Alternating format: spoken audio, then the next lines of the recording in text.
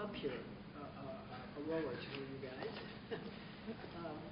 We're going to go anyway. I think the only one jumped to the front row. Strangely enough, it is against them. Anyway, thank you all for coming. I'm Barbara Ellis, and I'm with Occupy Portland on the Labor Solidarity Committee, and the chair of this event. And we're going to go anyway. This is a no frills meeting. It was a meeting kind of thing. The trust is at the long-term unemployed. They have been ignored heavily. They're in the same boat as in the Great Depression beginning. It wasn't just a crash. There were people who were jobless before October 1929. And in Rome, as you remember, they were spreading out the empire, and all the money was going for military stuff. The people in Rome were getting pretty restive, and bread and circuses was not appealing to them. And they got the senators and the emperors got pretty scared that the mobs were going to come and kill them, or at least take away their power and whatnot. And so what they did, they set up the immense public works project. You can still see, if you go to Rome, the initials of that public works project. You know, the Appian Way, the Aqueducts, the Colosseum, a lot of those things were built by public works. And people were making money, and they weren't making trouble. And historically, I think Hoover knew about this, but its prosperity is going to be right around the corner. Little while. It's going to be right around the corner. Folks, don't give up hope. We blah, blah, blah, blah. And people today who are in, especially 35 to 65, who have finally concluded they're not going to vote again. They're not going to get work again, perhaps. Maybe 35 to 40, but it's going to be difficult after that. But anyway, we decided, knowing that mayors, governors, presidents have executive orders. They can do an executive order around the city council, Congress, etc., and the governor can do that also to set up an emergency situation when emergencies arise. Well, 1930, the Depression certainly did. But I was looking at Frada, I'm thinking about you. Our past governor, Kuligowski, between 2003 and 10, signed 124 executive orders, putting, well, here's a long list. I just pulled some of them here. Droughts, of course, fighting forest fires, floods, but also health care, also veteran services, also energy sources, schools, the homelessness and hunger in the state, sustainability, and land use. He signed that. Whether the legislature was going to go along, that's one thing. But if you've got an election year coming up, and this is where we're saying we are in an election year. The thrust of this particular meeting is to restart the WPA. We have tables over here. We're starting a Labor Party over here. We have a lobbying table over here because it is going to be pressure on the mayor. Adams here. We know now, one of the people here knows they've got some public works money available. And if you push, we know the governor can do that too. He has an executive order to do that. So it is forming a Labor Party to push for the WPA, to resurrect it, or to lobby for it. And Mary's brought some materials over there on the people to contact.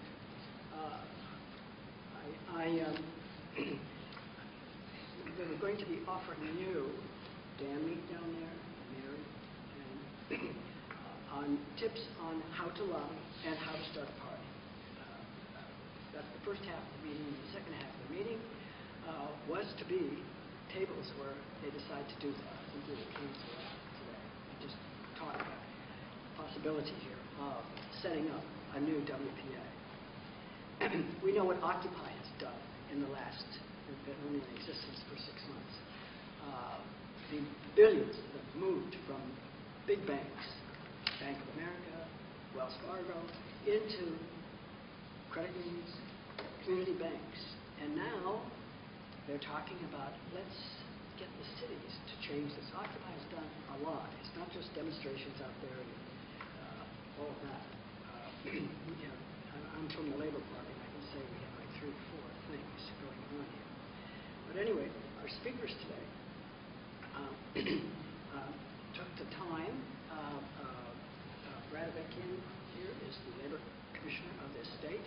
He's in the middle of the campaign, and he took time out to talk to you guys. And so did Mary down there. She had another meeting, it was a women's meeting going on in this town. I think it was a weekend meeting, is it not? Okay. And when I was talking to her, I said, this is for the long-term unemployed. Well, okay. So, I mean, what else? And Dan Meek, he is the co-chair of the Independent Party, and I was just checking the figures yesterday.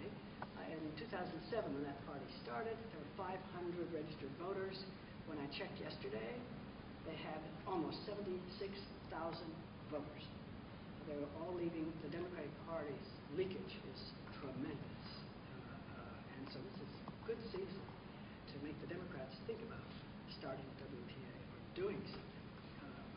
And people running for office, they may give it lip service, but anyway. So the order, if it's in your program, Brad is going to speak first, and then Mary. I think I'm going to bring up the Greer, and Dan, you're right after Mary. Okay? So take it away, Brad. All right. Well, thank you, Barbara, and I appreciate you inviting me today, and I also appreciate you just raising the issue of joblessness. We hear a lot about an uptick in the economy and people getting back to work, and we are adding jobs nationwide.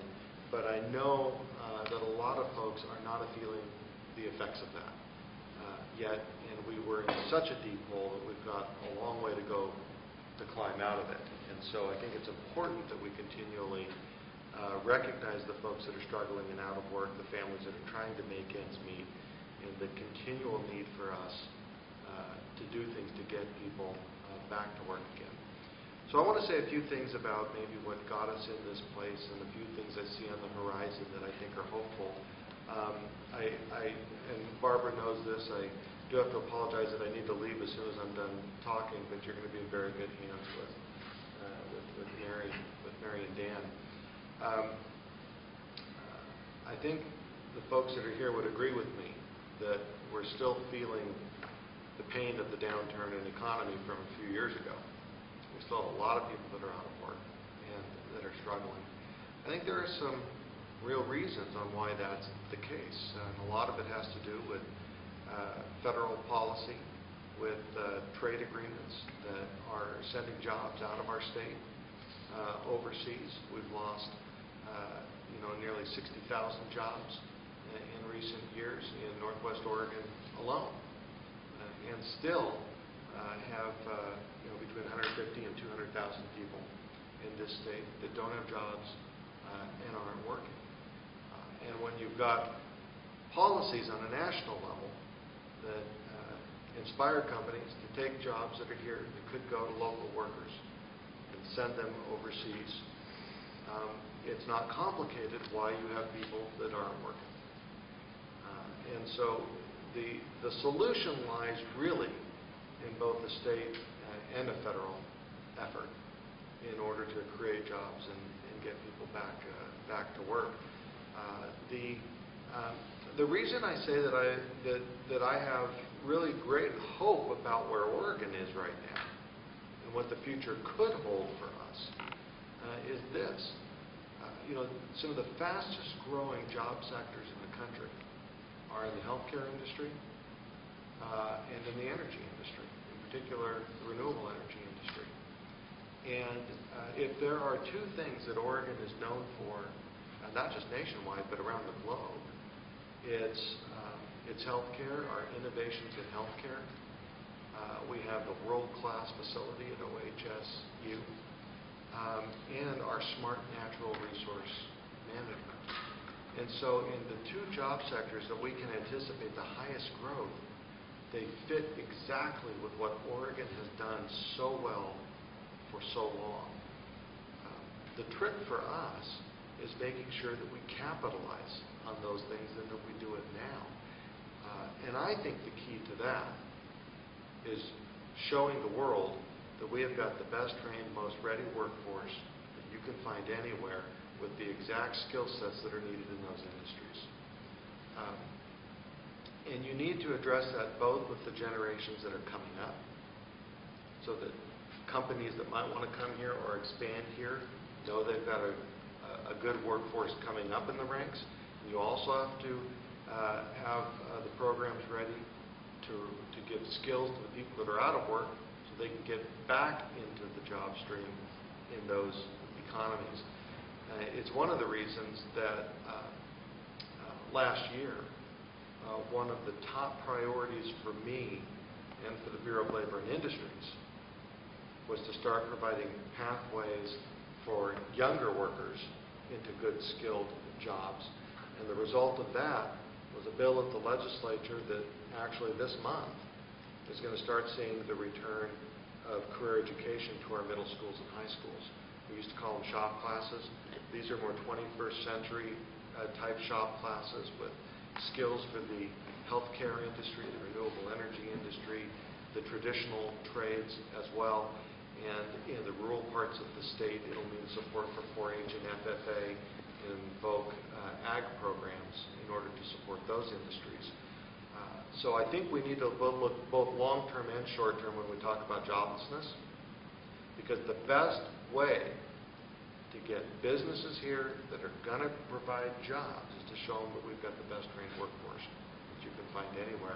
The second part of that is a much better coordination between state agencies that work with adults that are out of work right now, to make sure that whether they're injured workers, whether they're just displaced workers, whether they were, they were working at a company that went through a series of layoffs in recent years, and now they've been out of work for 2, 3, 4 years and need to re-enter the market with more current skills.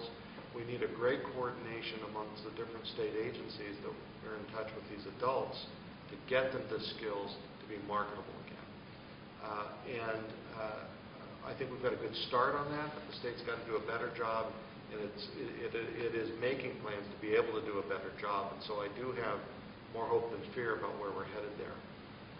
The last thing I want to say, which I'm so glad to hear Barbara talking about, and she knows I've been talking about it for a long time now, is when we're talking about the massive type of unemployment that we have in the country right now.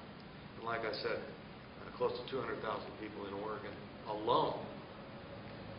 And you combine that with the fact that we have projects that need to be done. We have roads that need to be repaired. We've got structures that need to be built. We've got bridges that need to be repaired and built.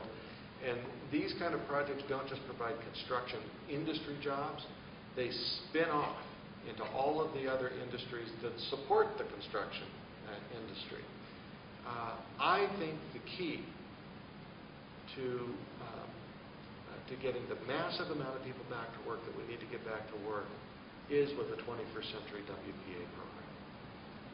It ought to be done on a national basis. If it isn't going to be done, I think Oregon should take up the torch and do it in Oregon.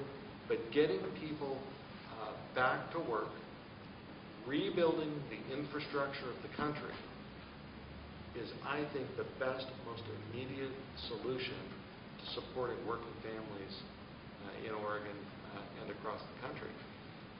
And the one thing I would add to it is this. I think the best way to get those folks back to work is to make sure that the public money that goes into paying for those projects goes through local contractors. You don't want to just create millions of government jobs. What you want is to support your local businesses as well. And so the money going through local business to hire local workers to do these public projects is the greatest way to keep our businesses strong and at the same time get our folks back to work again. These are big ideas, but they are ideas that we've done before.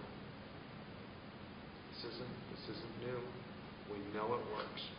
And I just feel so strongly that it's the way our state should be heading, it's the way our country should be heading, and it would be a great solution for us. And Barbara, once again, I really appreciate you inviting me here, and I appreciate you bringing up once again the topics that I think are real solutions to the problems that we're facing.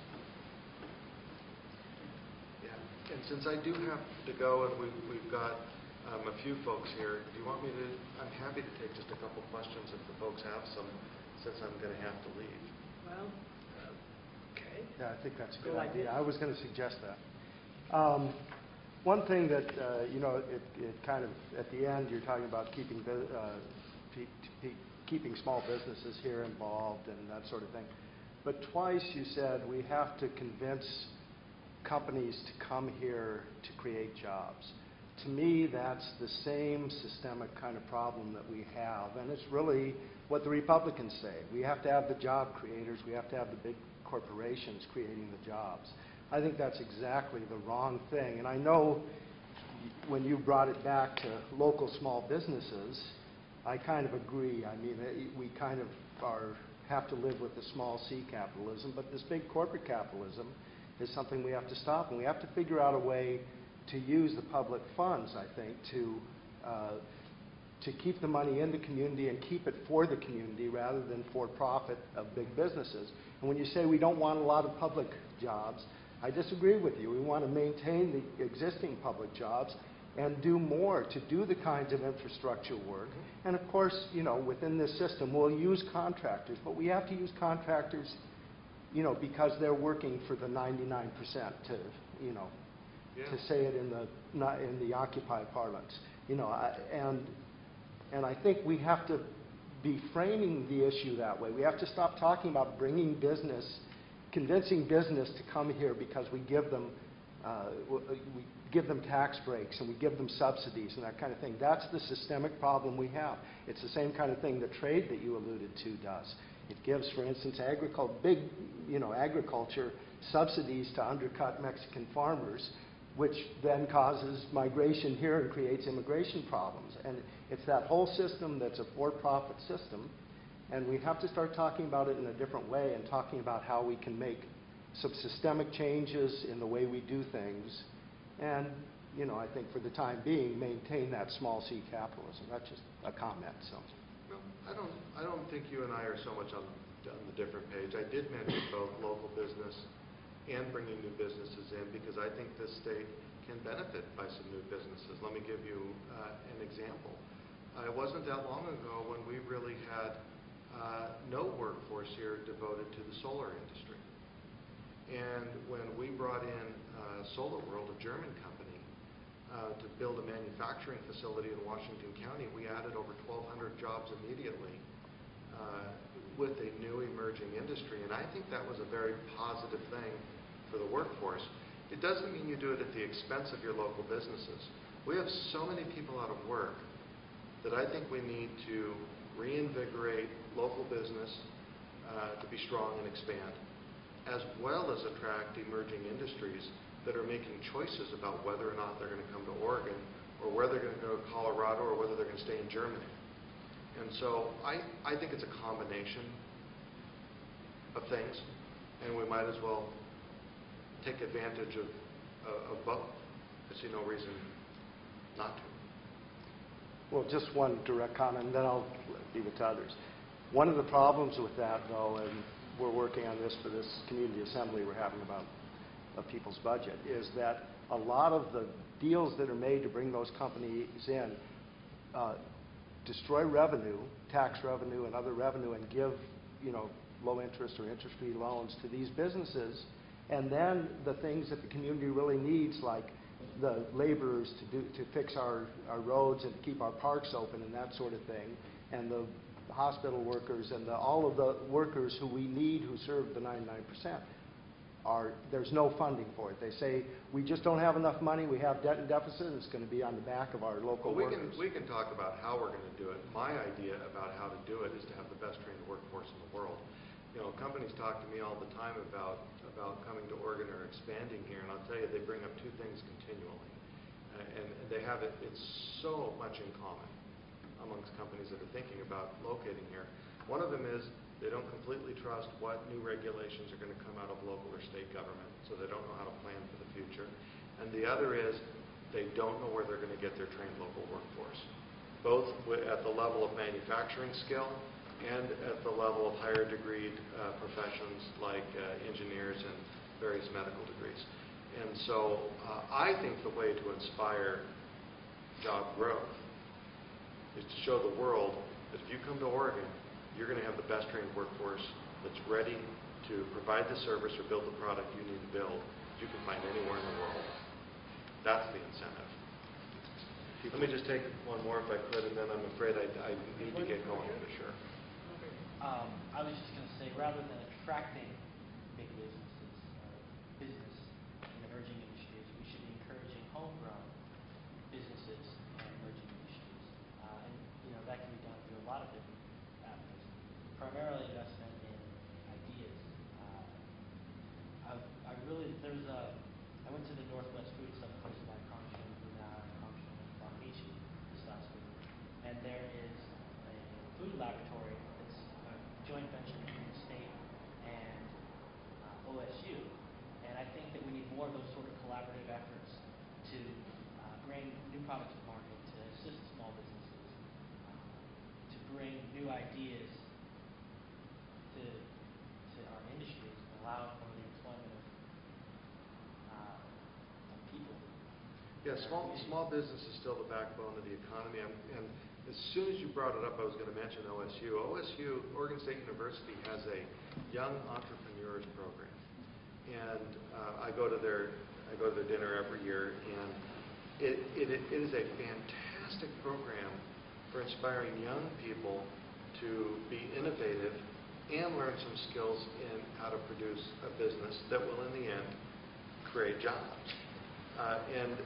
They bring people back from the Oregon State University community that have done it over the years, and it's fascinating to see some of the folks that come.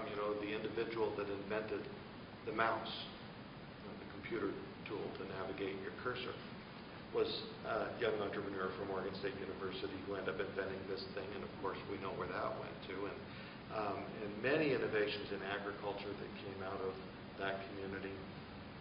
You're totally right. It doesn't matter what huge corporations we bring in. I think small business is always going to be the backbone of the economy. And if you don't take care of your good local small businesses, you do it at your own peril. Barbara, thanks so much for having me out. Really. Okay.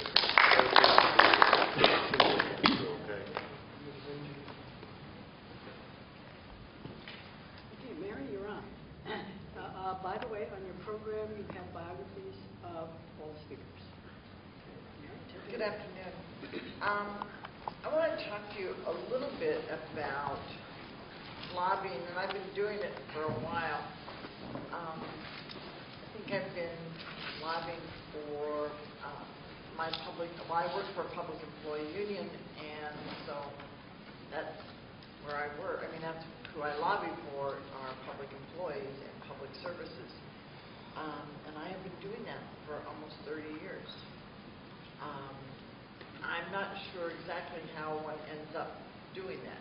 You don't wake up in high school and they say, I'm going to go be a lobbyist. But I did figure out in the 60s that the way you make a change is through direct action. And I am intrigued with the Occupy movement and the 99% movement, because it is symbolic of some of the struggles that we had in the 60s as we were moving through trying to identify a way to stop the war, get equal rights for everybody, and to sort of change the debate that was occurring in the country. And I sort of thought we had turned a corner. I thought my generation of young women and young men had made a difference when we got Richard Nixon to resign, and we, sort of took credit for stopping the war. We took credit for the civil rights movement and the success of, gaining access to the ballot by so many people who did not have access to the ballot before, and to wake up and figure out that you're still sort of struggling and fighting the same fight over and over. It's sort of like that movie Groundhog Day, where you just feel like you continue to struggle with the same people and the same corporate interests. But having said that, my activities in sort of doing direct action organizing and following the sort of Saul Alinsky movement led me to figure out that the people who make the decisions don't have to listen if we don't talk to them directly. And at the end of the day, we can march around the Capitol, we can march around City Hall, but the decisions are being made inside. And until we figure out how to get inside, we don't get to make the decisions. And so I guess it's sort of that way that led me inside the Capitol and saying, I want to make a real difference, and I want to talk to people who are making those decisions and see if I can influence them.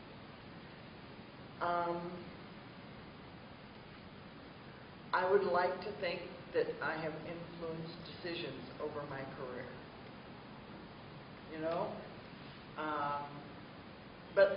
But I think there are good ways and bad ways to do that. And, well, maybe not good and bad, as much as there are more impacting ways to do it.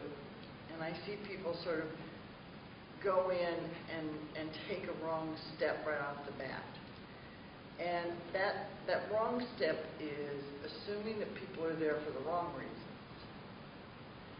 I think you have to assume that whether they're on the city council or the county commission or in Salem at the legislature or any legislature or in Congress, I think it's imperative that you assume that they went there with good intentions. Now, you don't have to agree with those intentions. Their good intentions may not be what you want. But I think you have to assume that they came there because they believe in something enough to sort of take a step outside of their comfort zone and run for office. And no matter whether we like them or don't like them, agree with them or don't agree with them, it is a courageous step to put your life on the front page of the paper. And that is what public officials have done. They've said, everything I do is now going to be open for public approval. And so when you kind of look at it that way, it gives you a little different view of how you talk to them and how you listen to them. And I've found over the years that people that I disagree with vehemently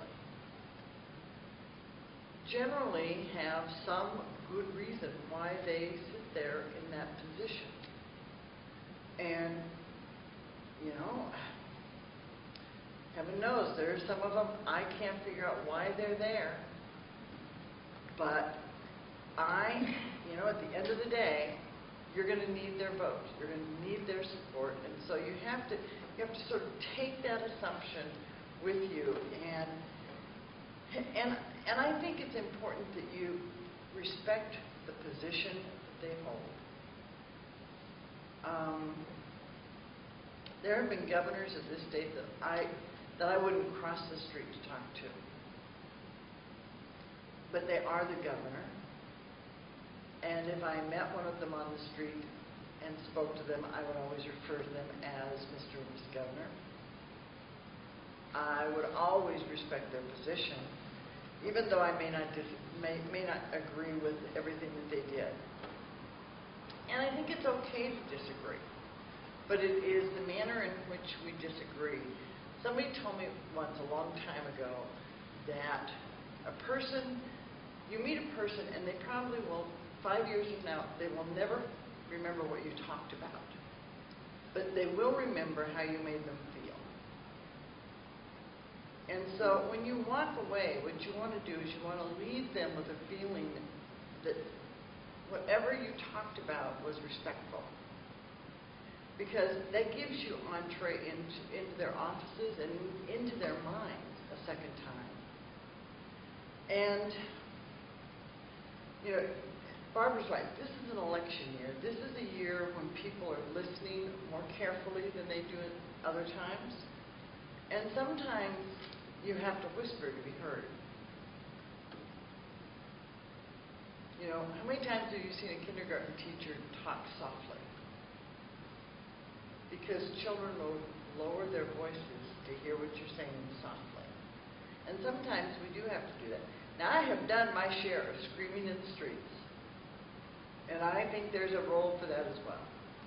But when you walk inside the building, when you walk inside the office, sometimes it's time to stop screaming and start whispering. So that they listen more carefully. And, you know, one of the things I tell our members when they come down to lobby with me during a session is look at who you're talking to. Take a minute and think about it. If they're from Ontario, Oregon, they're probably going to have a little different view of the world than they do if they live in inner Southeast Portland. You know, if they live in Lakeview, they're going to think about things differently than we do in Laurelhurst or in Mount Tabor.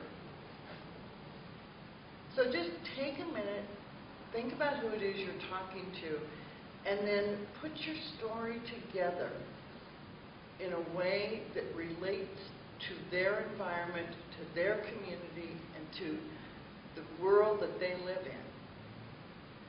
It's hard for people to figure out that Doug Whitsitt, Senator Whitsitt, who lives in, well, he lives down in the Medford area, down that Cape Falls, Medford, way down south in Oregon. It takes 3 hours to get to a major metropolitan area in his district. Now, a major metropolitan area in his district is Klamath Falls.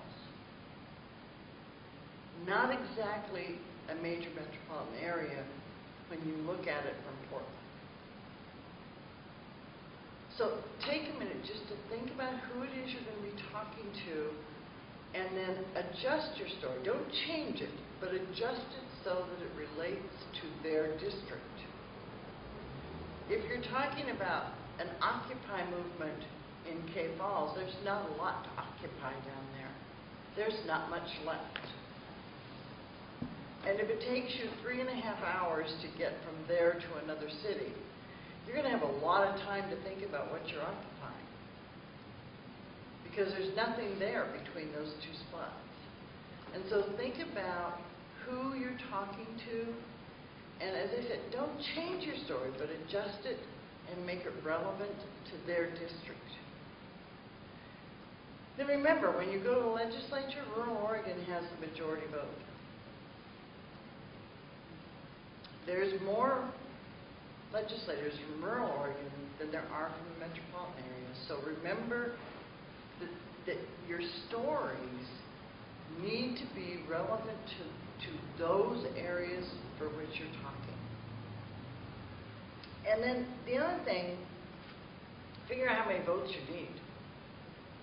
And I always tell people, it's 16 to 31. You got to have 16 votes in the Senate and 31 votes in the House, and you got to have the governor's signature. It doesn't matter beyond that. And it's not a majority of whoever's present. It is constitutionally 16 and 31. So if there's only 17 senators on the floor, you need 16 of them. You know, that is what the Constitution requires. You need to know how many votes you need, what your issue is, and what does it require. Is there a special vote count that you need for a resolution or a bill as opposed to, you know, a tax measure? You know, there are different votes that you need for different kinds of measures, and be sure you're getting the number of votes you need. And be sure you know who your friends are. And remember that the enemy of my enemy is my friend. You know, it's one of those old adages that you never really think about until you're working a bill. Never assume that because somebody is a Republican that they are not going to vote with you. If you make that assumption walking in the door, then you've thrown away a vote you might be able to get. And never throw away a vote for no good reason. Make them walk away from you and say, I'm sorry, I can't vote for you on this issue. Make them tell you that. Count your votes, count your votes, count your votes. The best compliment I ever got was from a legislator. I was in a meeting with people. We were talking about a bill. Somebody says, well, I think we've got this many votes. And the legislator said, wait a minute, I want to know how many votes Mary says we have. Because I don't leave until you say, yes, I'm going to vote with you.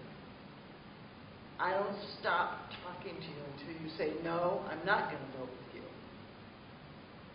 And I think that that's really important for people to understand, is you've got to know where your votes are. Who's with you and who isn't, and why. And if you don't have a conversation, you'll never know the why. And it's really important to know the why. I brought a handout today that I give to my members that really says, you know, here's the process, and here are all the words they use. Because I think sometimes it's just important to know the language and what words mean and what they're talking about when they're talking about, well, we're going to go into a work session. They're not talking about sweeping the floor. You know? I mean, you need to know what they're talking about so that when you're sitting in a committee, you actually know the language that they're speaking. Because it is sort of a professional language that only they know. And so it has a glossary, and it talks about all the different words that they use. You know, when they say, well, it's got to go back to committee, well, you know, what does that mean? Where does it go? What do you mean it's going back to committee? Why is it going back to committee? What committee is it going to go to? You need to understand how the process works. And I can tell you, for the first 2 sessions, most of my time was spent scurrying around the Capitol trying to figure out how the process worked. And one of the things that's most valuable when you go into a session is having a relationship with somebody who does know how the process already works, already knows how the process works, so that they can help you. And most lobbyists, you know, even most bad guys, even Dan Meek will help you. You know, I mean, Lord knows most of us have been around, you know, kind of scratching our heads trying to figure out where do we go from here enough that, you know, everybody's pretty much willing to help the new kid on the block. And you can have gray hair and still be the new kid. And, you know, all you have to do is ask for help, and people generally will help you. They'll explain to you what's happening. You know, you sit up in the gallery and watch the floor of the House or the floor of the Senate, or even sit in the room and watch City Council. If you don't know what's going on, you don't know how to impact it. And so figure out what the rules are, read the rules, know them, and then play by them. And then I think finally, it's sort of the respect for the environment.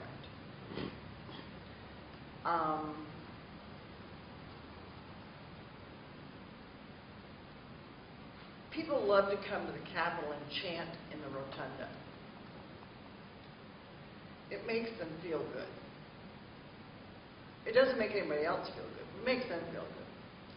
Because everybody else in the building, the rotunda, the reason people like to chant in it is because it's an echo chamber and it reverberates throughout the entire building.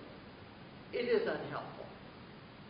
If you're trying to have a meeting or a committee, it is unhelpful to not be able to hear anything that's going on. Now, if you're effort is to stop business, then that's a good thing to do. But make clear that that's what you're doing.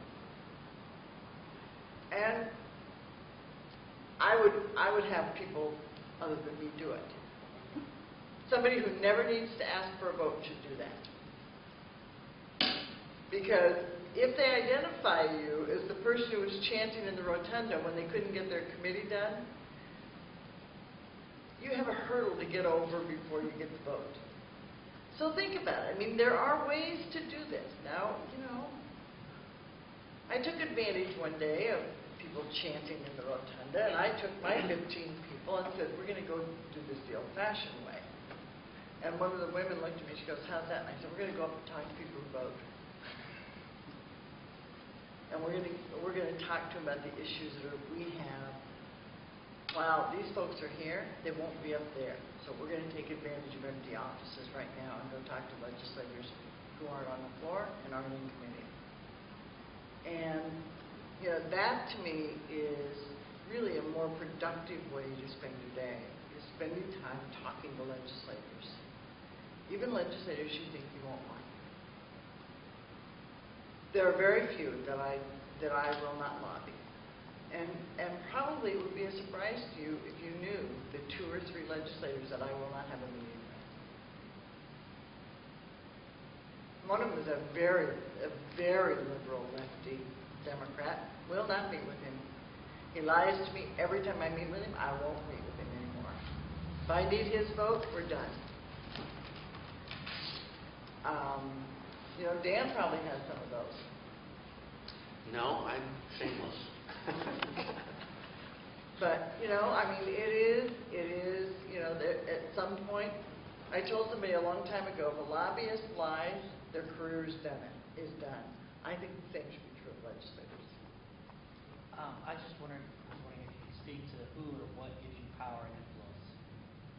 What gives me power and influence? Well, what allows you to exert power and influence?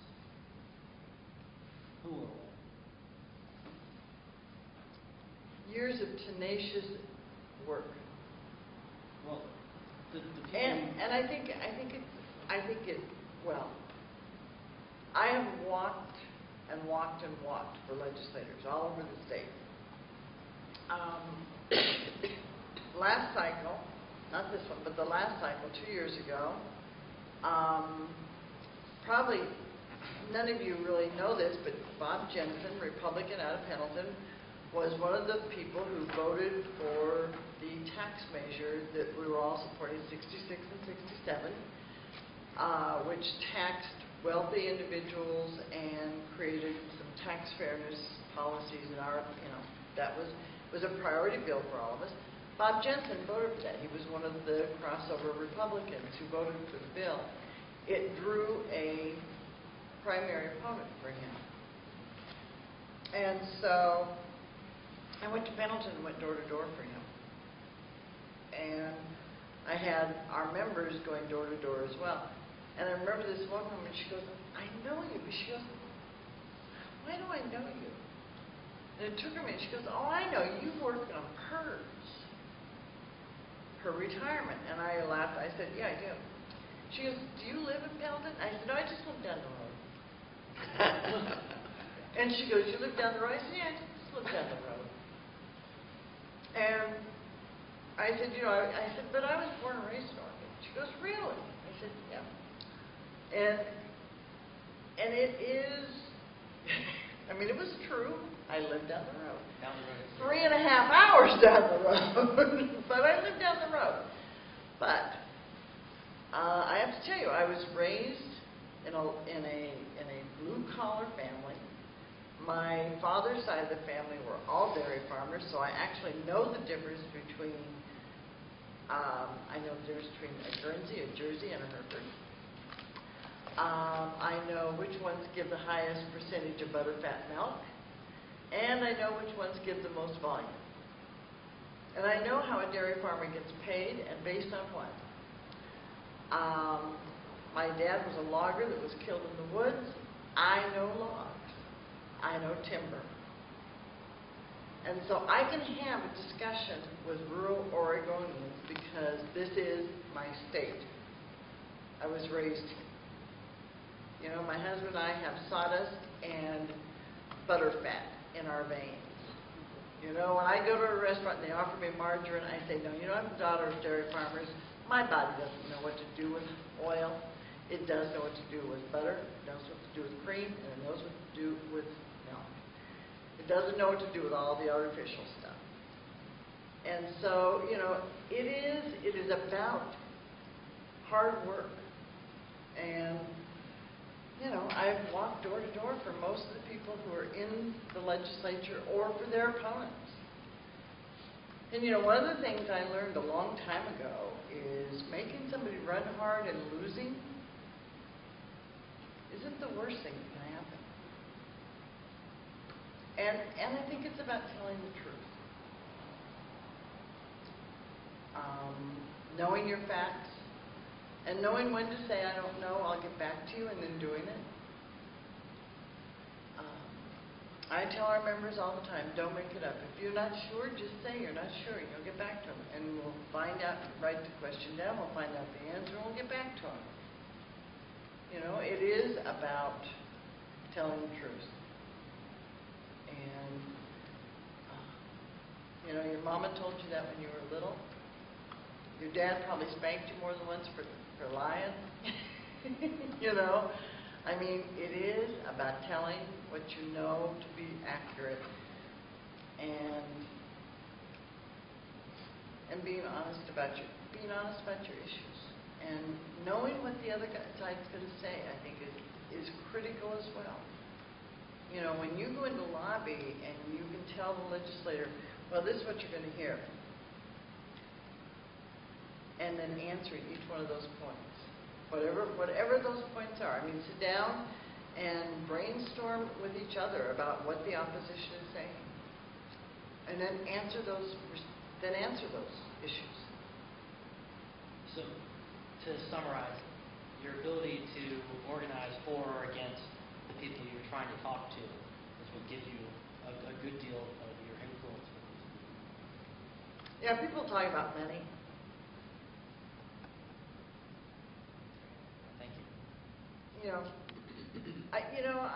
It costs money to run a campaign. You know, I think money has.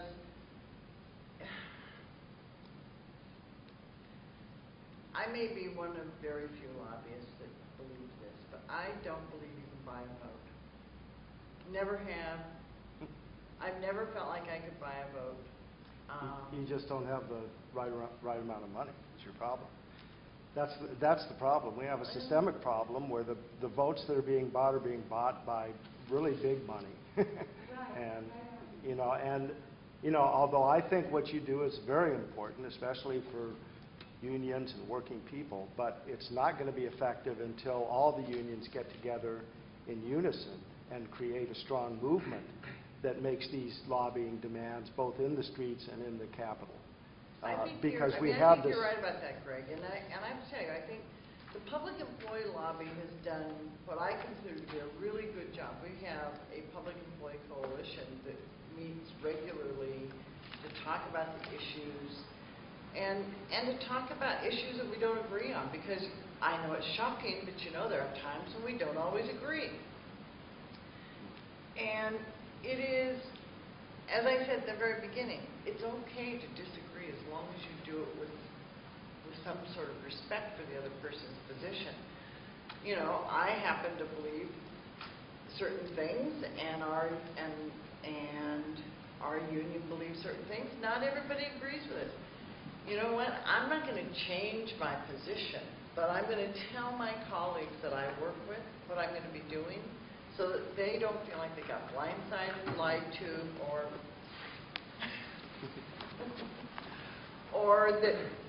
that they don't know what we're doing. I don't want people to have surprises either, and I think that's important. I think that there is a natural tension between some of the public sector folks and some of the private sector folks.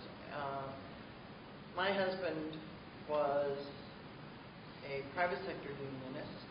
My father-in-law was a charter member of the IWA. My stepdad was a member of the Teamsters. My son is a Teamster. And my son's an old-fashioned Teamster. He actually drives a truck. And, you know, I think that there's some tensions. There's always some tensions as to who's going to get the money, you know. But at the end of the day, I'm going to tell you, I will spend all day helping the private sector find jobs and figuring out a way to create jobs in the private sector. Because if there's not private sector jobs, there's no money for my public sector workers. Well, one of the problems, Mary, is that unions are dying. And we're not, we're, you know, I think this is what Barbara organized this about, is that we are in an emergency situation. We have where unions, there used to be 40 or 50% union representation. Now there's less than 15%. I mean, unions are dying. Until unions start to recognize that and start to say we do have to fight in the streets, because historically that's how we get big things done. Starting from our very own revolution to the civil rights movement, to the women's movement, to the anti-war movement. You can't make big changes without having a mass movement. And you can't have a mass movement without labor being in solidarity with the community and being in solidarity with each other. And I think we have to start talking about that more and stop talking less about lobbying representatives and lobbying companies to come here to take care of us in this hierarchical, capitalistic, corporate system. You know, people are afraid to say it, but that's what we have. And until we start changing the framing of how we're going to change things, it's not that what the Band-Aid solutions and trying to get the best legislation and do all those things is a bad thing. That's a good thing. But it has to be, in my thinking, in a much broader framework of this is to deal with the now, but to deal with this systemic problem and to save the world, which is also having an ecological, environmental disaster going on, which a WPA could fix if it were not oriented towards profit, the almighty dollar.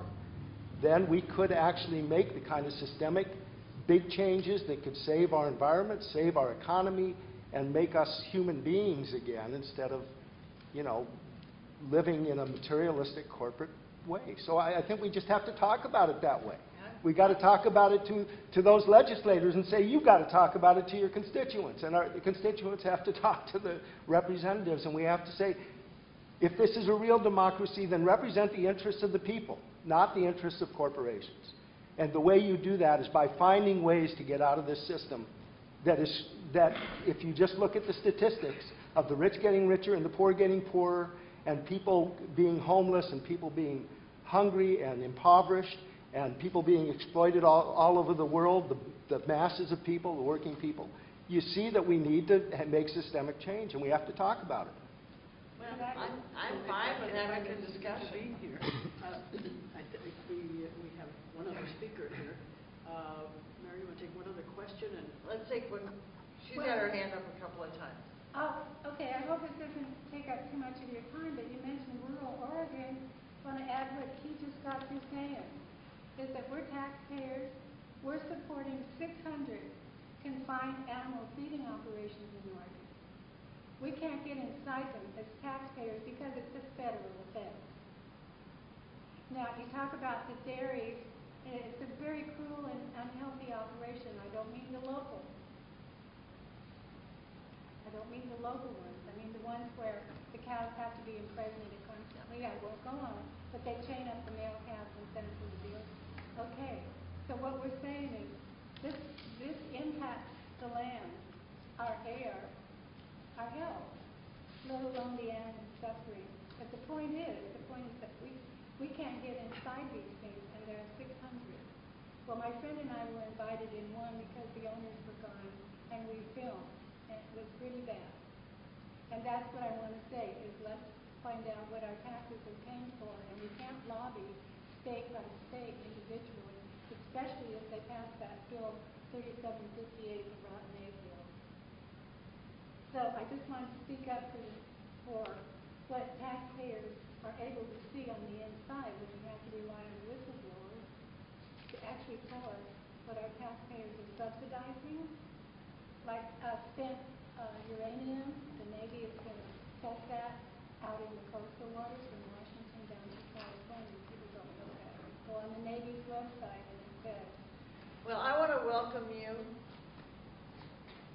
to one of the only nuclear-free zones in Oregon. You are now in the middle of it. Thank you very much. This is a nuclear-free zone. I know because I helped pass a petition to make it a nuclear-free zone. Keep doing the good work, but talk about the bigger issues too. That's all I'm saying. But, you know, I mean, that is what you have to do, is you do it a piece at a time. And I think that if you talk about changing the world, it's too big for most people to take. So what you do is you bite off little bite-sized pieces and you let them change pieces of their neighborhood. And you can talk about the bigger issues as well. But let people have small victories. I can't change the nuclear lookout for the rest of the world, but, you know, back in the day, we in the Sunnyside, Southeast Portland area got together and said, you can't have any nuclear weapons and you can't move nuclear weapons through our neighborhoods. God only knows what we were thinking of, but it stands today that we are in a nuclear-free zone. I want to thank you for coming and talking about how you exert influence in our State House. Appreciate all the work that you do Thank on you. behalf of workers, and thank you. And I don't want you to think you have to have a lot of money to make a difference in Salem. Okay, thank you, Mary. Now, Dan, tell us the nuts and bolts of starting a new political party for the 99%, Labour Party. Sure, my talk will be somewhat less inspirational than the ones that you've heard. Focusing, as you see, on nuts and bolts, I would like to thank Mary for her utterly helpful talk. Thank you, Dan. You might wonder why anyone would want to start a political party. And in Oregon, there are two categories of parties, major political parties, and those are defined as parties which have registered voters equal to or more than 5% of all the registered voters of Oregon, and those are the Democratic and Republican parties. And then there are minor parties, and that's all the parties that are less than 5% of registered voters. So why would anyone want to form a minor political party in Oregon? Well, there are lots of reasons that it is, I think, much more useful to have a minor political party than it is to have just a club or a group. For one thing, a minor political party can put candidates on the general election ballot in Oregon every 2 years, and you can put up to or even more than 100 candidates on the ballot for every general election, because you get to put candidates on there for President of the United States, for the United States Senate, for the U.S. House of Representatives, that's another 5. For all statewide offices, there are about 5 of those. For all of the legislative offices in Oregon, there are 60 House races every 2 years and usually 15 Senate races every 2 years. Plus, in many of the counties in southern and eastern Oregon, county commissioners are elected on a partisan basis. That is, they're elected by party. They run as Democrats or Green Party or Republican. So a minor party also is able to place candidates on the ballot for those contests. And that's actually a lot of power, because you get your candidate's name, it's on the ballot, it's in front of all of Oregon's 2 million registered voters.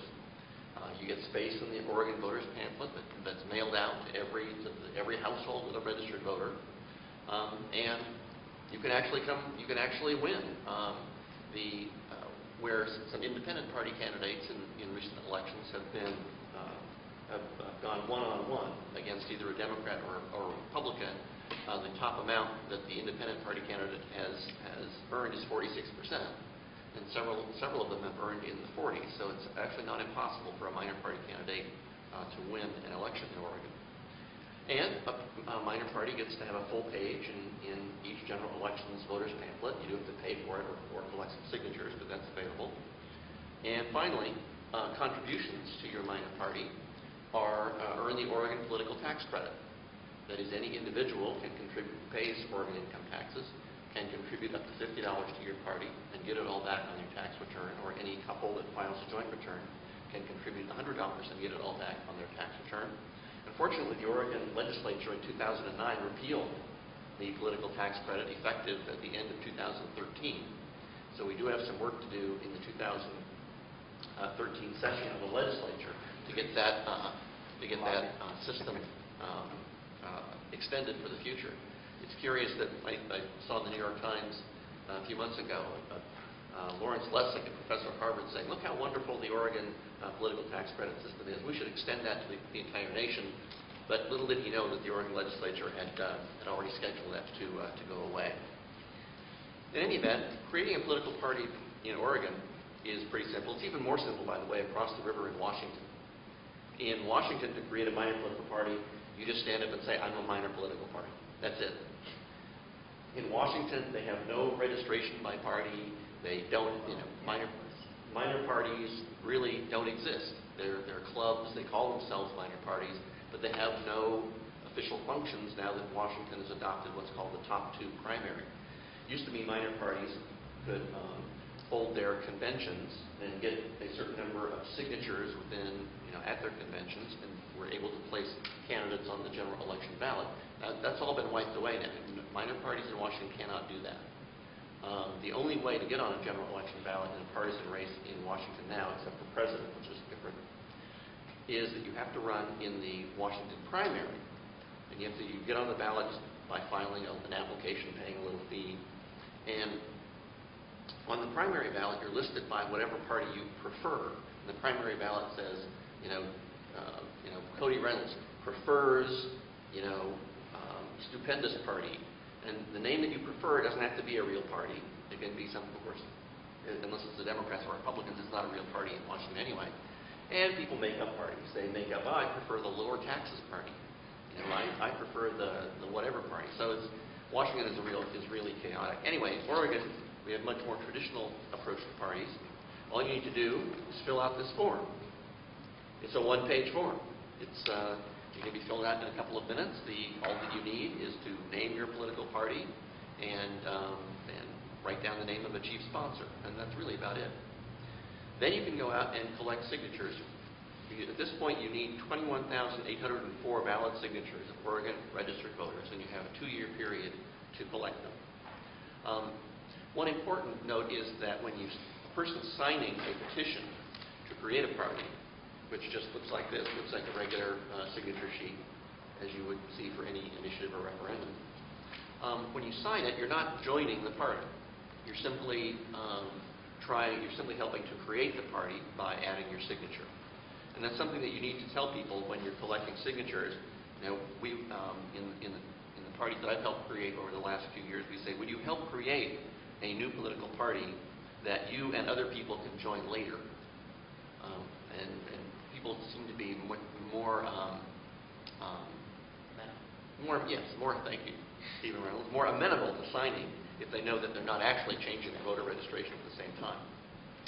Then you turn in the signatures, and then you wait for the Secretary of State to verify them. And sometimes that can take months, literally, because there's no deadline. There's no statutory deadline. So you have to turn in the signatures well in advance of the time that you need to qualify as a party. In Oregon, this year, for example, it's August 8th. In every election year, you have to get in your qualification done by basically the first week of August in order to nominate candidates for that coming general election. Once you turn in those signatures and they're verified, you automatically get to nominate candidates in the next general election. It doesn't matter if you have 0 members or 1 million members. You still get that first election to nominate for. Once the Secretary of State tells you that you are created, having filed sufficient signatures, you have to adopt bylaws to establish your governance. And this is an interesting point, because at that point, who submits the bylaws? Well, according to the the Secretary of State's rule, the chairman of the party submits the bylaws. Well, where does the chairman come from? Chief sponsor? There's no law. So it will be interesting to see what Americans Elect is going to do. Americans Elect is what I think is an astroturf creation of a party in many states, including Oregon. Americans Elect is an entity that's funded by hedge fund investors obtain access to the presidential ballot in every state, and then they are supposedly going to have an online election to elect a candidate to run in every state under the Americans Elect ticket. They have a lot of problems, but getting on the ballot in Oregon is not one of them. They many months ago, a couple months ago, I think, submitted their signatures to create a minor party in Oregon called the Americans Elect Party.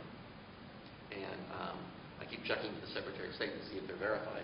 That hasn't happened. Once it does happen, somebody will file bylaws, but there's no Oregon law that says who files the bylaws or where that person comes from. In any event, the party adopts bylaws, and then the next step is to somehow compel the Secretary of State to reprint the voter registration forms so your new party is listed on the form. Every time a party has been created in recent years, that's been a sticking point. The Secretary of State says, oh, no, I've got 1 million forms left that doesn't have your party name on them, and I want to use up those forms. Of course, it may take years to use up the forms. So various techniques have worked or not worked to get the Secretary of State to reprint the forms, including intervention by the Attorney General in one case. In Oregon, that's becoming less important because folks can sign up or change their party registration by going online and not using the printed form at all. And the online form is changed rather quickly by the Secretary of State. But the most important form for getting minor party membership is the form that the electronic form that is used by the Oregon Department of Motor Vehicles. They do their own form and under the motor voter law, and most new registrations in Oregon of voters, especially during times when voter registration drives are not being undertaken, which is most of the time. Most of the new registrations do come from folks who are getting their driver's licenses. So it's very important that you're listed, the new party's listed on that form. You then must, of course, establish a political committee in order to accept the contributions, to report your contributions on the 4-star system within 30 days most of the time, within 7 days if you're within 42 days of a general or primary election. And then you get to run candidates. As I mentioned, President, U.S. Senator, U.S. Representative, Governor, Attorney General, Secretary of State, State Treasurer, Oregon Legislature, and some county level offices. You can devise your own method for nominating candidates with the one legal limitation that all of your members must have an equal opportunity to participate in the nomination of the candidate or the selection of delegates who will nominate the candidate or candidates. Then start thinking about doing a voter registration drive in order to retain your access to the ballot for 2 years into the future. There are 2 ways to retain your ballot access. One way is to run at least one candidate in at least one statewide race and earn 1% of the vote in that race. Statewide office races are the only ones that count.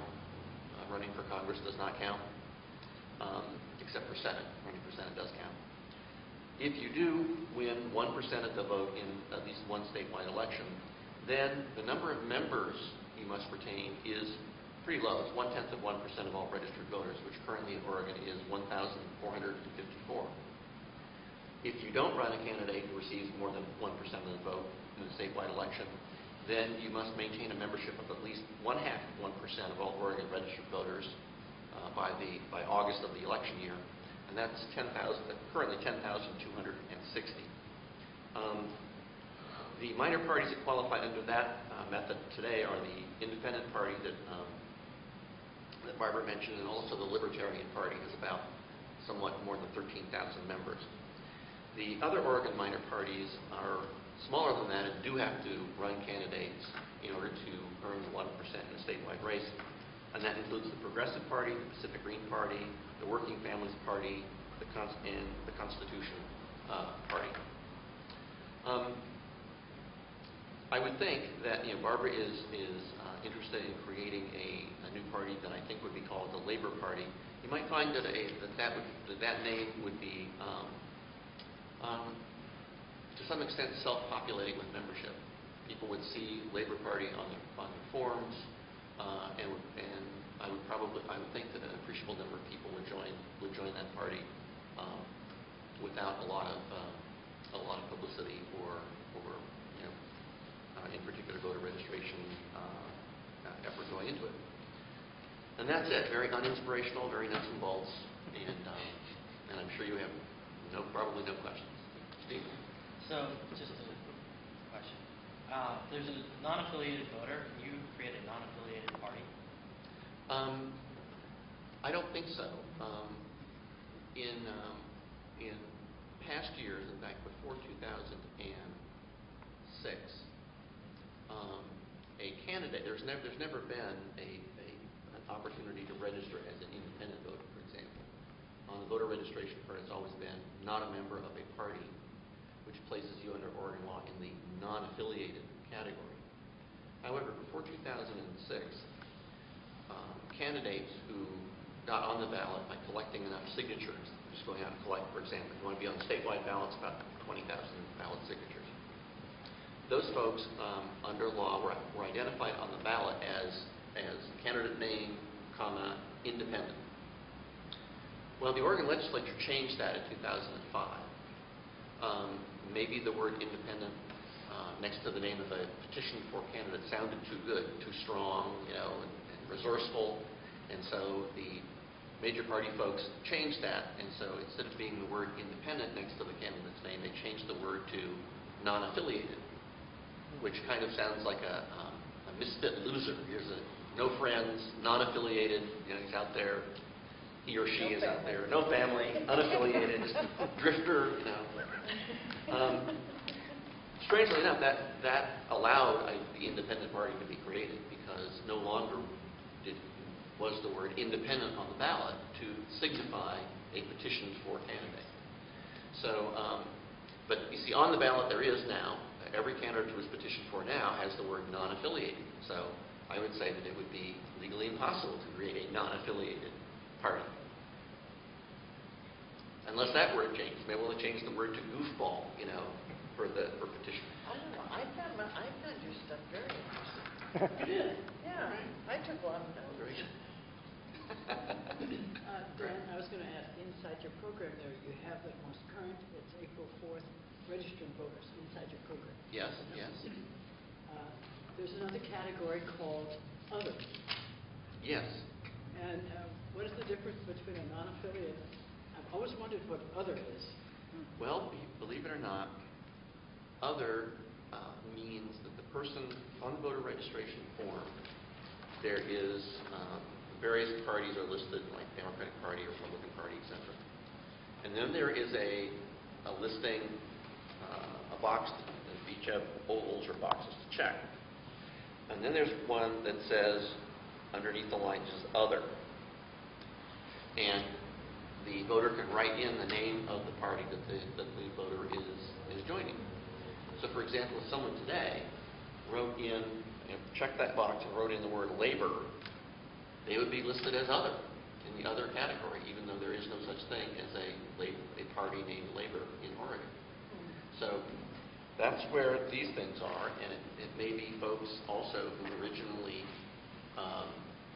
registered with the Reform Party or the American Party. These were created in Oregon in the early 1990s as a vehicle for Ross Perot to run for president.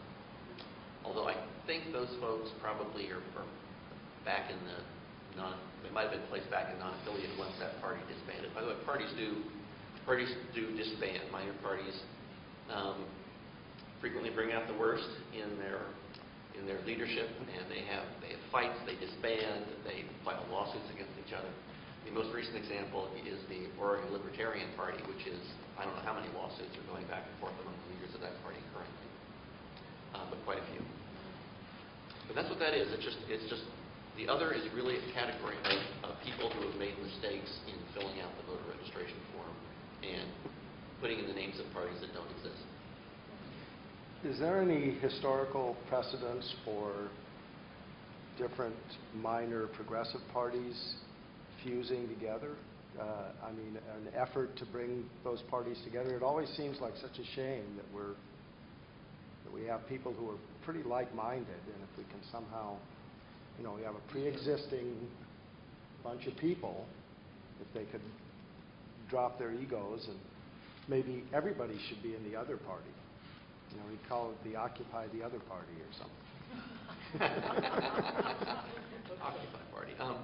Well, of course, the prime example of that is the Democrat, what eventually became the Democrat Farmer Labor Party in Minnesota, which started as separate parties, and they did merge at some point.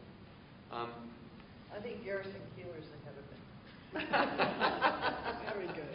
Until he moved to New York. And minor parties tend to thrive where fusion voting is allowed. That is, where a candidate can run as the candidate of more than one party on the ballot. Of course, pure fusion systems in the United States are few and far between. New York has one, and as a result has a lot of minor parties. Oregon, in legislature 2009, adopted a partial fusion system. Fusion Light. We call it Fusion Light, which just means that a candidate can be nominated by more than one party, and in a pure fusion system, a candidate nominated by, let's say, 3 parties appears on the ballot 3 times as the candidate of Party A, Party B, and Party C, and people can vote for the candidate in any of 3 different ways.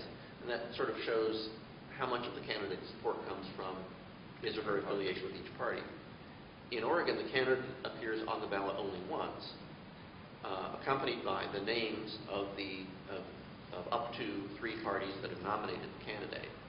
So it's a type of fusion that does not allow the candidate or anyone to know how much support the candidate has received because of a nomination by each party. I would also note there's a very large discouragement, which I think is inadvertent, to cooperation among minor parties in Oregon.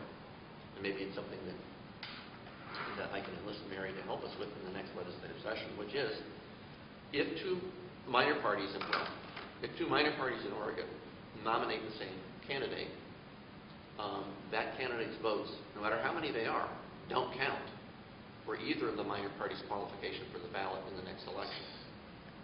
So that's right. So, for example, good lobbying job. Right. So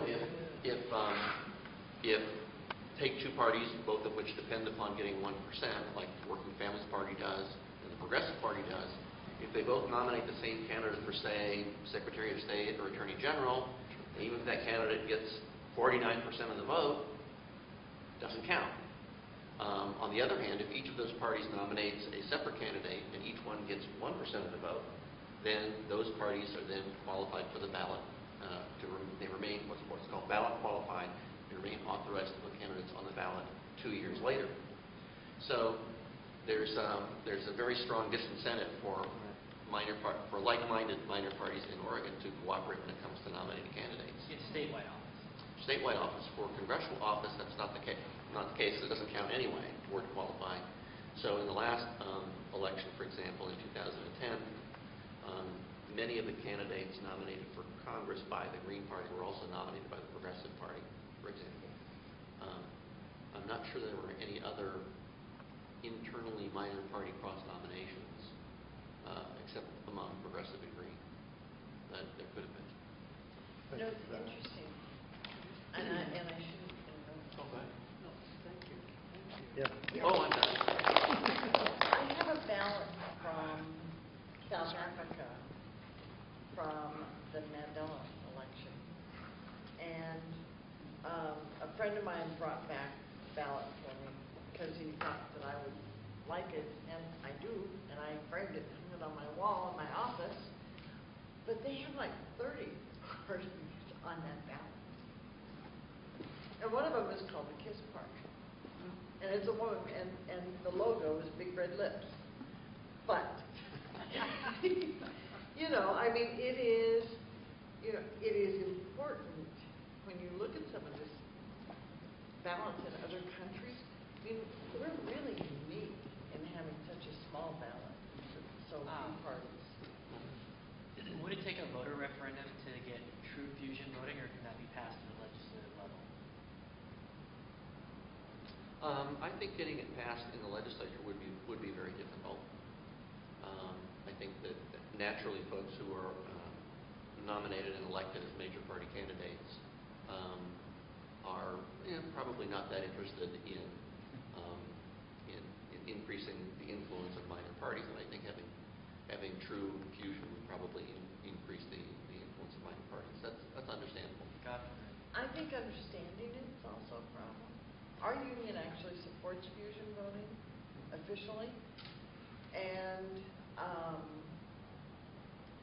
I told one of my activists one time, I said, it'll pass, it'll become law, pure law, when you can put the explanation on a bumper sticker.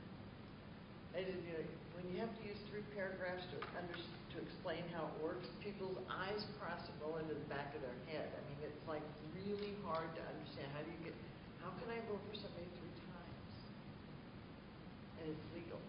I mean, it's very confusing for people just walking down the street. Is that something you can have a quick conversation about? Have you figured out how to have a conversation? Well, I haven't been out there, strongly advocating pure fusion. Maybe we'll start to do that. But I guess I'd go to New York and try to see what see what kind of explanation they have on their ballots. It's like really confusing to people. Yeah, you have a ballot that would have maybe for a statewide office maybe 10 or 15 slots, 10 or 15 places you could fill in the oval, and then but one candidate would appear 3 different places, for example.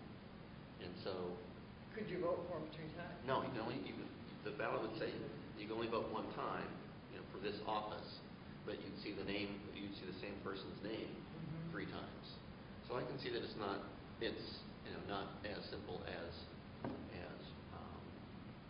non-fusion. Or as a minor party.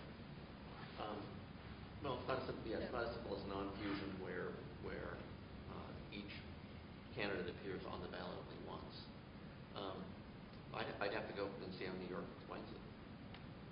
I don't know. How about ranked choice fusion? That's even more hard. How about proportional representation, instant runoff? So, Yeah, that's. all right, I'm all for that. Well, thank you. All right. I want to say that about 4 years ago, we were invited to go down. We were super activists with the Dean movement, and we went down. The Green Party invited us down because we were on the fusion bit, and we said, how about all of the minor parties getting together and blah blah blah blah. Oh, we can't do that. We just can't do that. I mean, what you've said is absolutely right. There is infighting within the party. And then to bring it in, I mean, I know one fellow from the Dean movement came over and, especially to speak against this, it was very interesting. It's very interesting. But they did not want to do it. And, I mean, it makes sense. It makes sense. I'm going to talk. You have you received handouts out there. I've given you a sheet on the WPA, fact sheets on all the things they did. I didn't even have room to list all of the different things they did. Everybody thinks they're building bridges and roads and dams. They weren't. There's blue collar, there's white collar. As a matter of fact, you have the trades and you have the crafts and you have the artistic people, because they had a big artistic program too. But I don't think many people know that they had members of the WPA taught literacy classes for 1 million people in this country. When the WPA ran from 1935, April, 77 years ago today. I mean, that's when it got started, because the President, Franklin Delano Roosevelt, signed an executive order and dared Congress to not fund it with the millions. We had 26%, it was really 24.9, 25% of our population out of work and muscling up in the streets. But they stopped in 1943. But in that time we were at war. They taught 90,000 soldiers how to read. I'm thinking of some of these other things. They indexed the U.S. Senate census, which we are now getting in 1940. Guess who did all that work back then, folks? And that was the late part of the WPA. And you can go through all the things that they did. They staffed schools, they built schools, they repaired schools.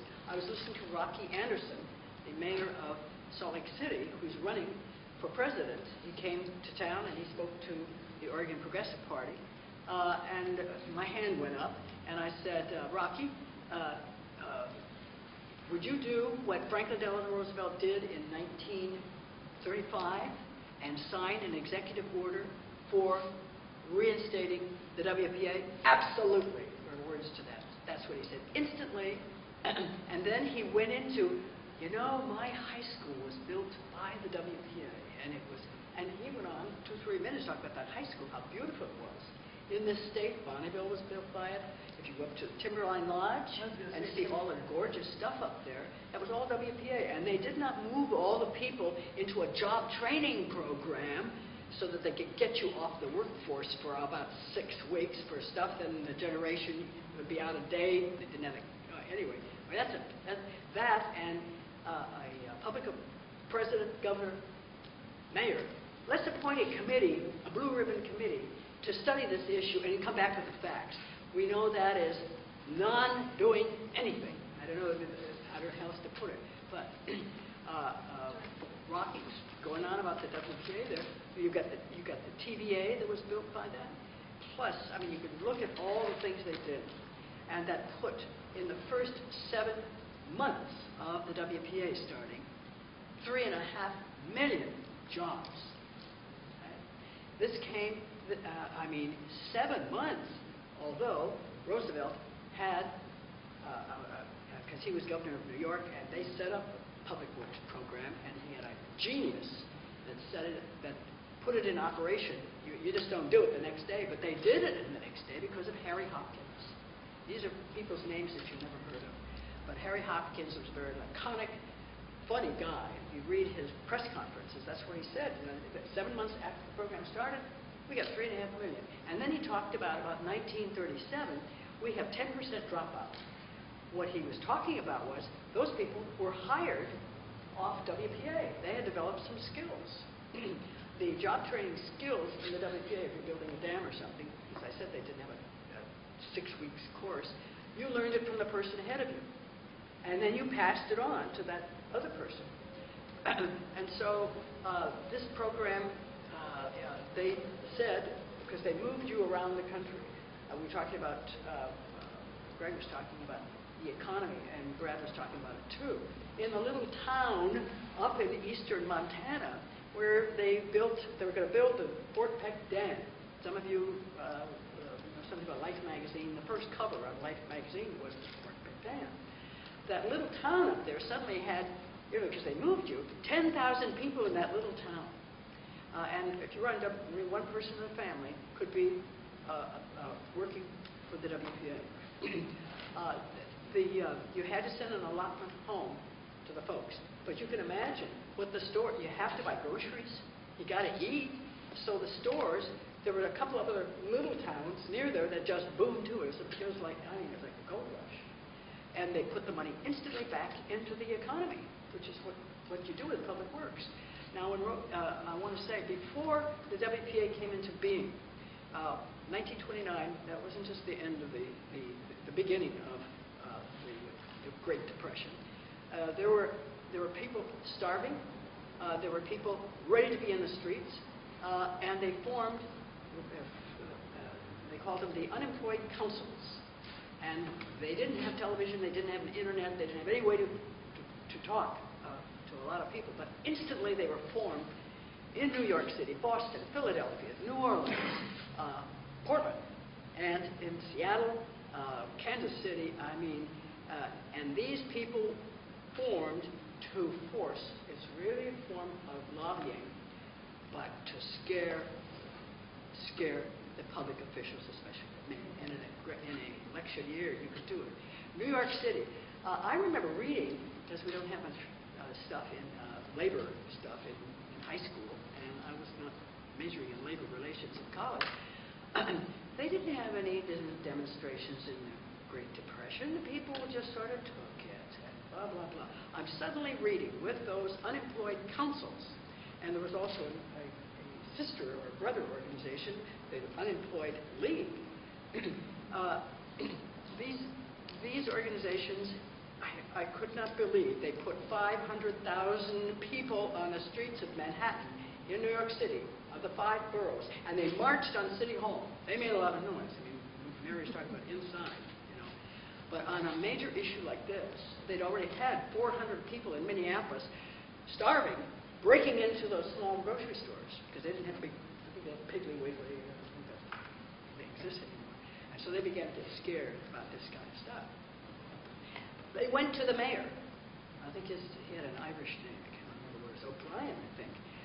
Their delegation stormed the city hall. They didn't go to the council.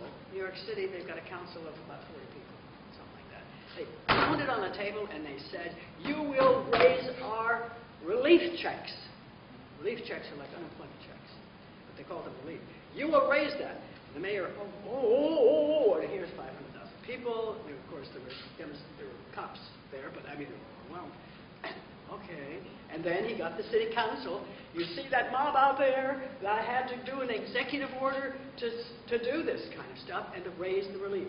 In New York City, the unemployed councils stopped the evictions.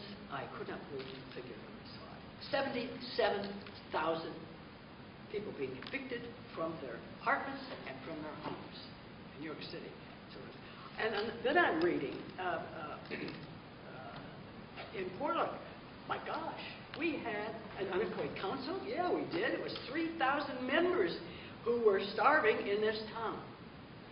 400 of them went to City Hall and pounded on the table of, I don't remember who, I'm not a native Oregonian, who the mayor was. But they said, "We need 1,000 shelters for the homeless." Now they're calling the houseless. "And we need something about the hunger." And the mayor, all right, got an executive order, and that got done. And this was when,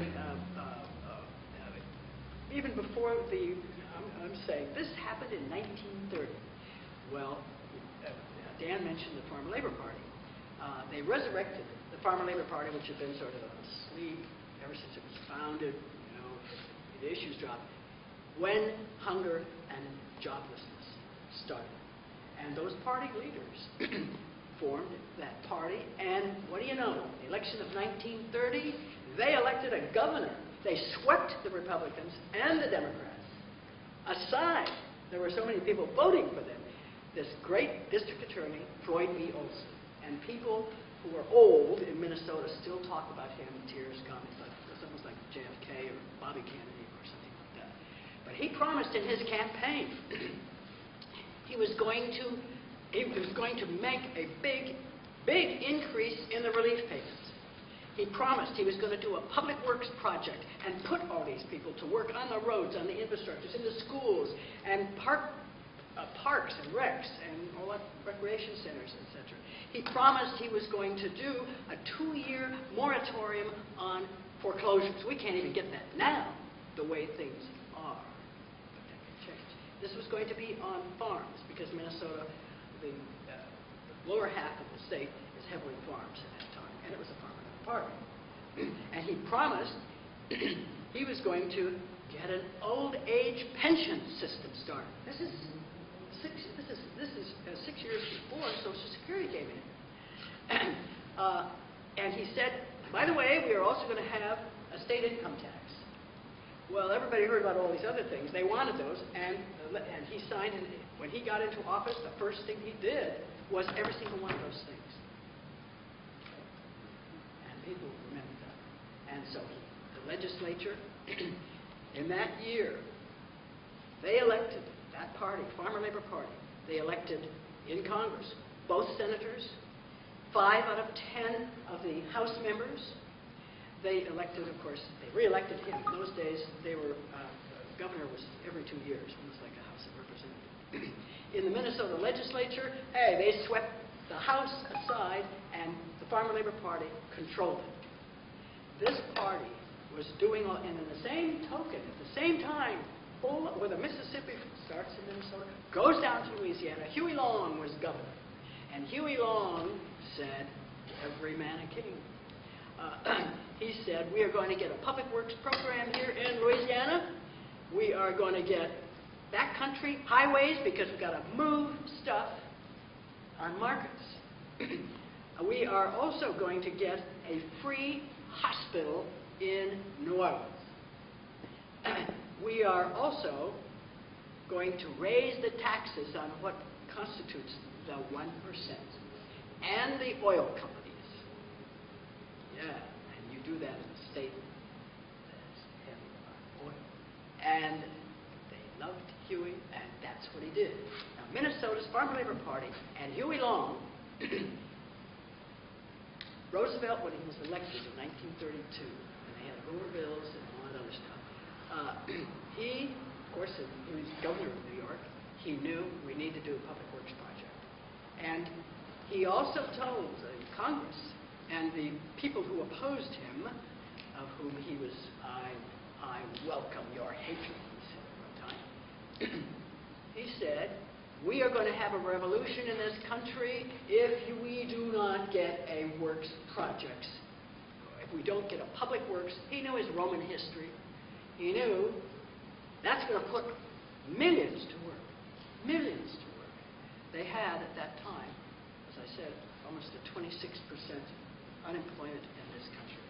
And so you had people ready to take the pitchforks and whatnot and go after a sheriff who dares take my farm, and he would have his friends around.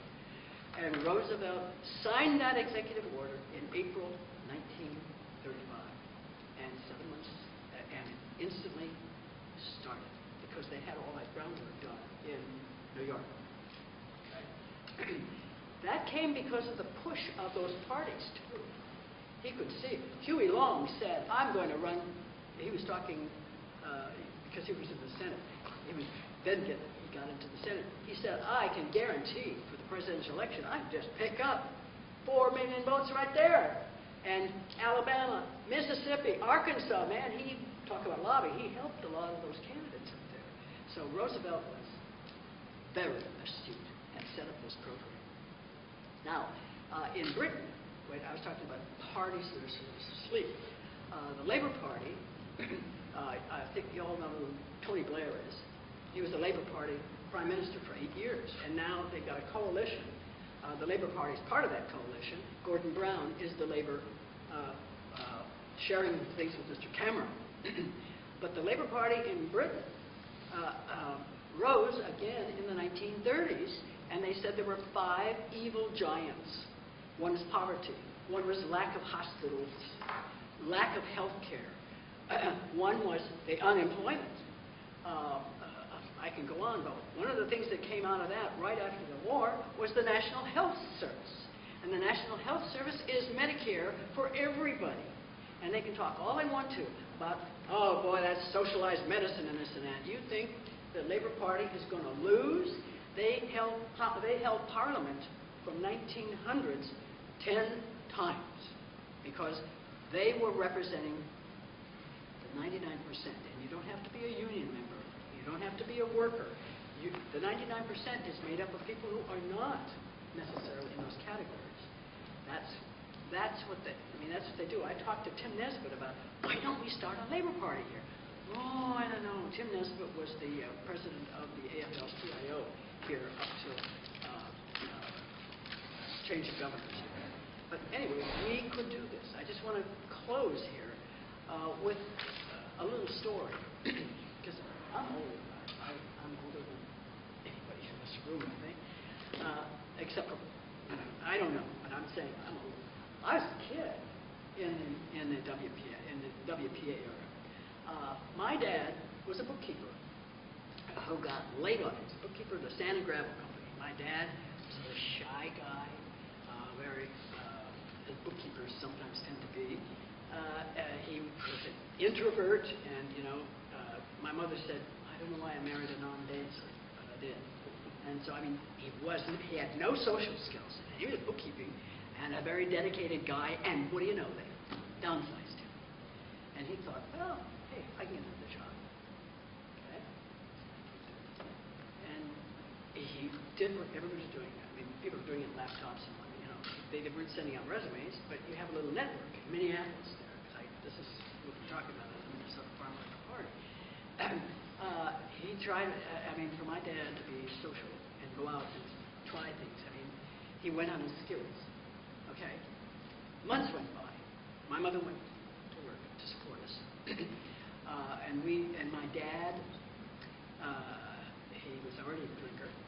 The drinking increased, and he would sit in the living room, and sometimes he would read, but he would sit and brew. And we were told, don't touch Dad. Stay out of his way. He's having the equivalent not only of a bad day, a bad year. And I know when he was sitting there, he was thinking suicide. Now, I used to be the corporate communicator for a Standard Insurance Company, and then, as now, there's a little suicide clause in the life insurance policy. If you kill yourself, they are not going to give the insurance money to that family or the beneficiaries. And they have people, detectives, who can ferret out that you try to kill yourself. We are going to be having, however, a lot of one-car accidents these days, because I've been reading the stuff on the increase of suicides. Maybe you can't relate them to being out of a job, but I remember my dad sitting there. And then my dad went out, got drunk, got what you call a DWI, hit run.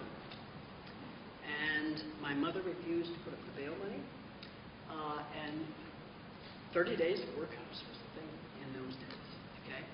He had a lot of time to think, and he was thinking at home, but here he had a very interesting bunch of people around him, so he was not isolated anymore.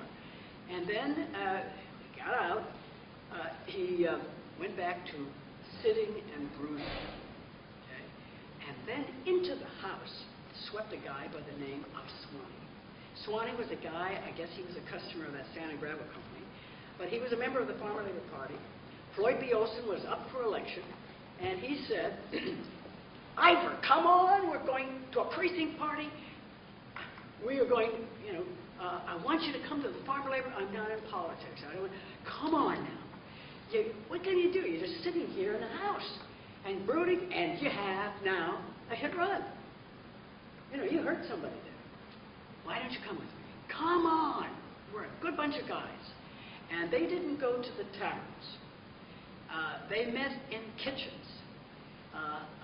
Greg has left, but I mean in Occupy, and I'm on the Labor Committee, and we have like 5 things going. We've been meeting, we had met there for the People's Budget at the Lucky Lab. I defy you to have a committee meeting in the Lucky Lab bar on 9th and Hustle. The noise level, I mean, decibels must be up to 200 there.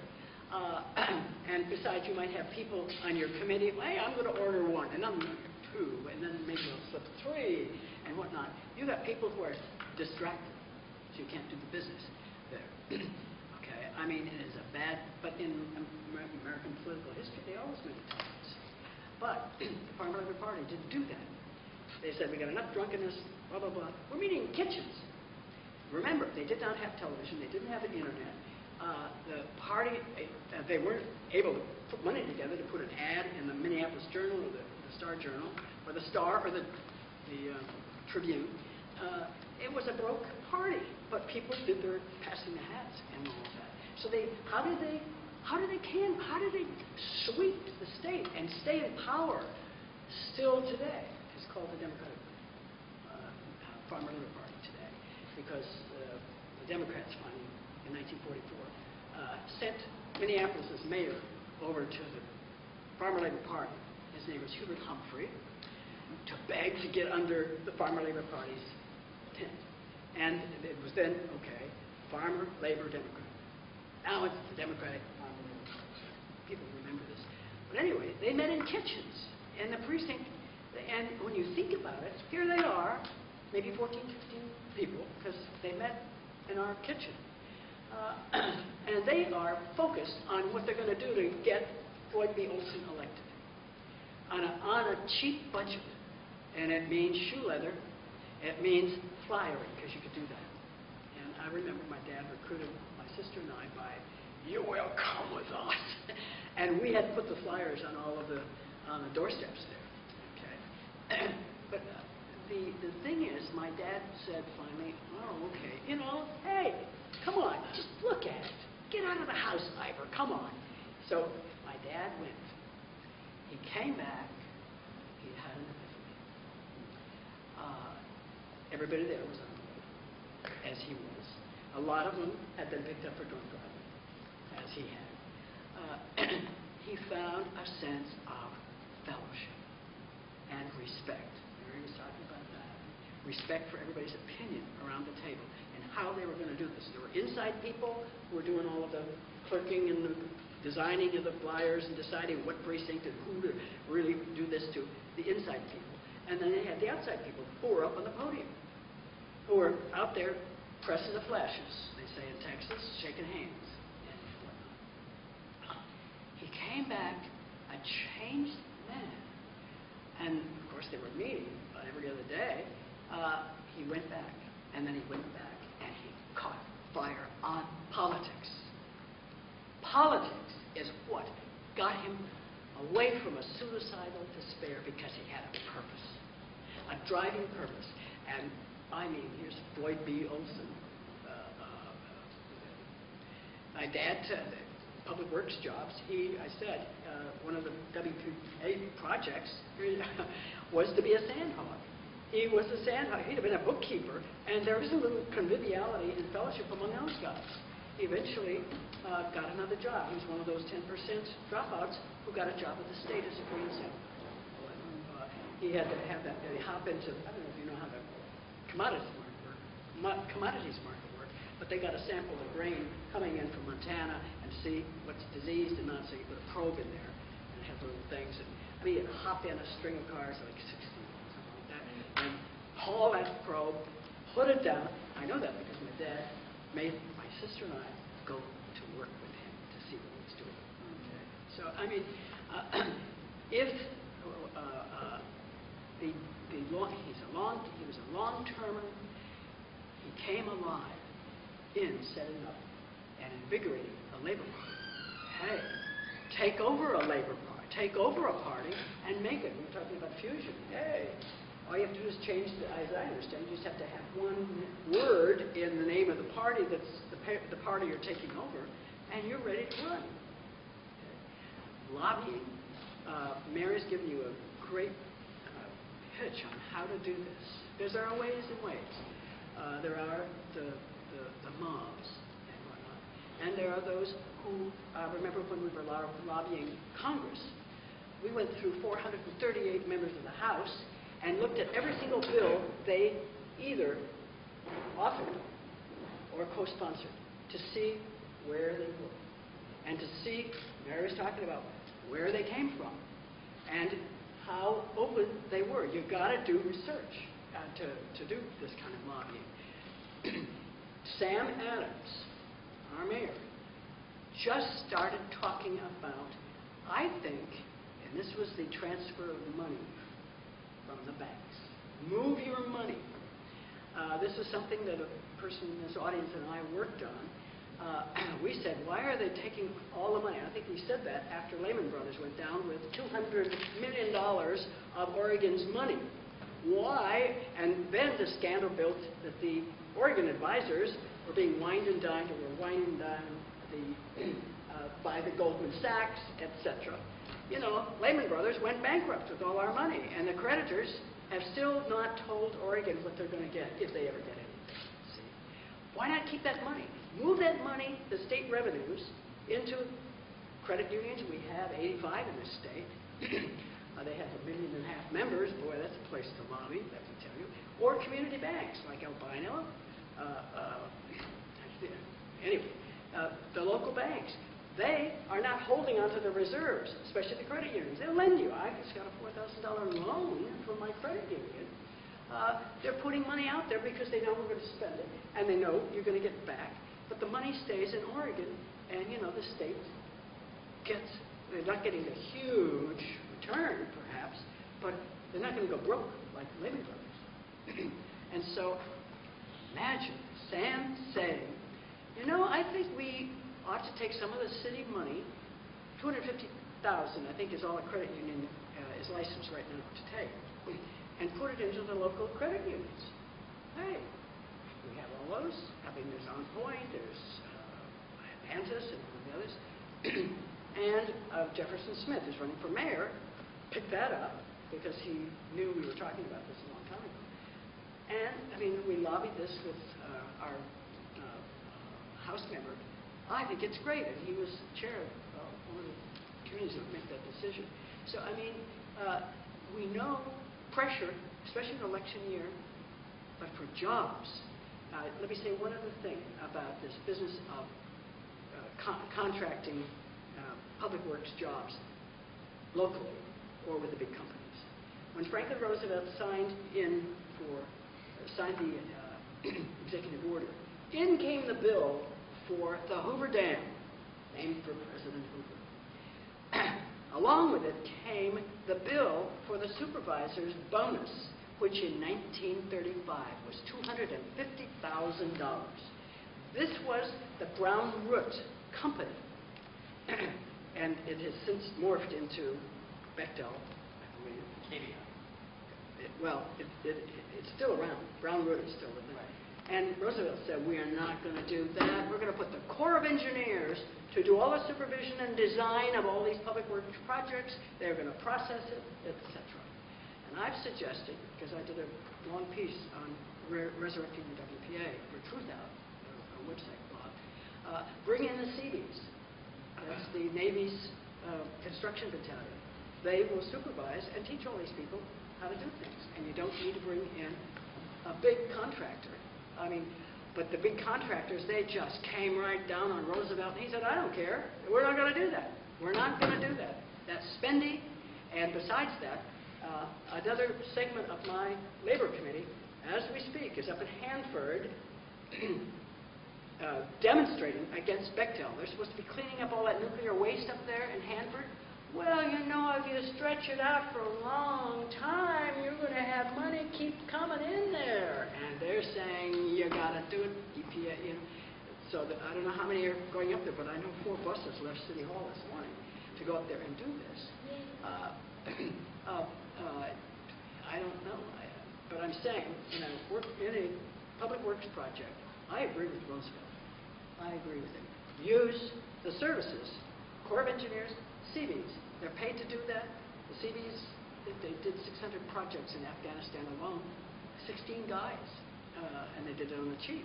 And it's taxpayer, but the money comes back into the economy. Anyway, I was saying now, Occupy, because this session is sponsored by Occupy, and you don't need a lot of people to do it, as you see with Occupy. It has spread and spread and spread. But out of this, we've opened the doors. We've opened the doors for a WPA to start, and it starts in the city and in the state with Kitzhaber and with Adams. He's going out. All those people are coming in. Hit him up. What would you do?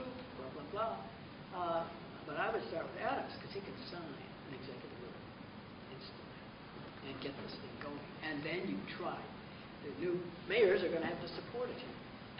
But anyway, we're saying we've opened the doors. Now it's up to the unemployed, especially the long-term unemployed. You're powerful. You're powerful, and you will get priority. And there are all kinds of jobs. I belong to an organization that says there is a wrench for every nut. And in the WPA, there was something for every single person to do.